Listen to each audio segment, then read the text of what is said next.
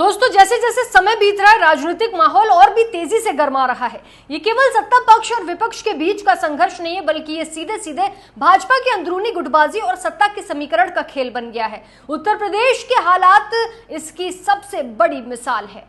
Party के अंदर अब दो प्रमुख गुट बनते दिखाई दे रहे हैं। एक गुट को लेकर कहा जा रहा है कि वो अगले राष्ट्रीय अध्यक्ष के लिए अपनी रणनीति तय कर रहा है। वहीं दूसरी ओर कुछ नेता और उनके समर्थक खुद को अलग स्थापित करने और अपनी पकड़ मजबूत करने की कोशिश कर रहे हैं। इसी अंदरूनी खेल का असर नेताओं की सेहत, मानसिक स्थिति और काम करने की क्षमता पर भी पड़ता हुआ साफ तौर पर नजर आ रहा है। हाल ही में रायबरेली में मंत्री दिनेश प्रताप सिंह की सेहत अचानक खराब हो गई और उन्हें लखनऊ के मेदांता अस्पताल में भर्ती कराना पड़ा। 2 महीने पहले चल रहे राजनीतिक तनाव ने उनकी सेहत पर गहरा असर डाला। सूत्र ये बताते हैं कि ये तनाव केवल व्यक्तिगत नहीं था, बल्कि पार्टी के अंदरूनी दबाव और गुटबाजी के कारण पैदा हुआ था। यानी कि दिनेश प्रताप सिंह को माना जाता है कि वो उस गुट के नेता रहे हैं जो कुछ वर्षों पहले अपने पुराने राजनीतिक दल को छोड़कर बीजेपी में शामिल हुए। कांग्रेस के समय से जुड़े अनुभव और नेतृत्व की उम्मीद के साथ उन्होंने पार्टी को ज्वाइन किया। उनकी सोच थी कि बीजेपी में उन्हें कोई राजनीतिक वनवास नहीं झेलना पड़ेगा, लेकिन आते ही उन्होंने एहसास किया कि पार्टी में गुटबाजी इतनी व्यापक है कि विरोधी गुट के नेता राजनीतिक रूप से दबाव डाल सकते हैं। यही कारण था कि मंत्री जी तनाव में नजर आ रहे थे। इस तनाव का असर उनके स्वास्थ्य पर भी पड़ा। अचानक ब्रेन हेमरेज जैसी स्थिति सामने आ गई और उन्हें तुरंत इलाज के लिए अस्पताल लाना पड़ा। उनके बेटे ने कहा कि उनका पिता अब सुरक्षित नहीं है और ये स्थिति केवल राजनीतिक दबाव का नतीजा है। इस घटना ने साफ कर दिया कि भले ही नेता सत्ता के शिखर पर हों, लेकिन अंदरूनी संघर्ष उनके लिए भी खतरनाक साबित हो सकता है। इसी तरह उत्तर प्रदेश के अन्य हिस्सों में भी पार्टी के नेताओं के बीच टकराव सामने आया। वाराणसी में विधायक नीलकंठ तिवारी और मंत्री रविंद्र जायसवाल के बीच खुली टकरार देखी गई। वाराणसी में प्रधानमंत्री नरेंद्र मोदी का जो संसदीय क्षेत्र है, कहा जाता है कि नीलकंठ तिवारी मोदी के प्रतिनिधि के रूप में काम करते हैं। ऐसे में जब जायसवाल से विवाद हुआ तो ये केवल व्यक्तिगत मतभेद नहीं था, बल्कि राजनीतिक शक्ति का समर्थन का खेल भी था।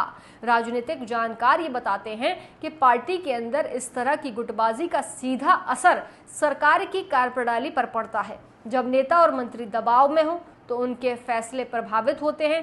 कभी कभी ये तनाव उनकी मानसिक और शारीरिक स्थिति तक प्रभावित कर देता है, जैसा कि दिनेश प्रताप सिंह के मामले में देखा गया है। हालांकि ऐसे हालात में प्रशासन और उच्चाधिकारी सक्रिय रहते हैं। उन्होंने समय पर कदम उठाए और स्थिति को नियंत्रण में लाया। यही नहीं, नेताओं ने अपने समर्थकों से अपील की कि वो अफवाहों और अनचाहे तनाव में न आए और शांतिपूर्ण माहौल को बनाए रखें। दोस्तों, बीजेपी जैसी बड़ी पार्टी में ये अंदरूनी संघर्ष नए नहीं है। पिछले चुनावों में भी ये देखा गया कि गुटबाजी के कारण कई नेता और मंत्री राजनीतिक रूप से दबाव में आते हैं।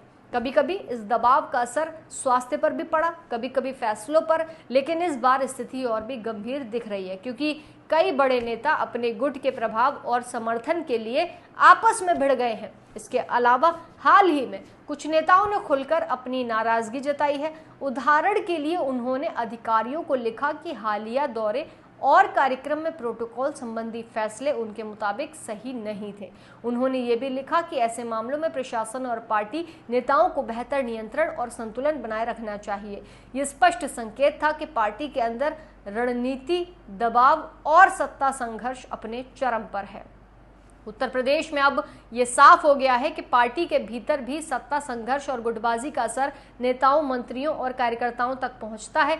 कभी कभी ये दबाव स्वास्थ्य पर असर डालता है, कभी कभी नेताओं के फैसले और कामकाज पर, लेकिन प्रशासन और उच्चाधिकारियों की सक्रियता से स्थिति को नियंत्रित किया जाता है, नियंत्रण में रखा जाता है। राजनीतिक विश्लेषक मानते हैं कि पार्टी के अंदर ये गुटबाजी केवल व्यक्तिगत झगड़े की नहीं है, ये संगठनात्मक और रणनीतिक सत्ता का संघर्ष है। नेताओं की कुर्सी, समर्थन और रणनीति तय करती है कि कौन आगे बढ़ेगा और कौन पीछे रहेगा। इसी वजह से मंत्री दिनेश प्रताप सिंह की स्थिति ने स्पष्ट कर दिया कि पार्टी के अंदर दबाव और तनाव अब आम बन चुका है। यूपी में ऐसे माहौल में स्थिर रहना किसी भी नेता के लिए बड़ी चुनौती है। नेताओं को न केवल बाहर के दबाव का सामना करना पड़ता है बल्कि अंदरूनी गुटबाजी और सत्ता संघर्ष से भी निपटना पड़ता है। यही वजह है कि नेताओं और मंत्रियों के लिए राजनीतिक और स्वास्थ्य संबंधी संतुलन बनाए रखना अब बेहद जरूरी हो गया है। बहरहाल आप क्या कहेंगे इस पर कि कौन आगे रहेगा और कौन पीछे? कमेंट सेक्शन में अपनी राय जरूर दीजिएगा।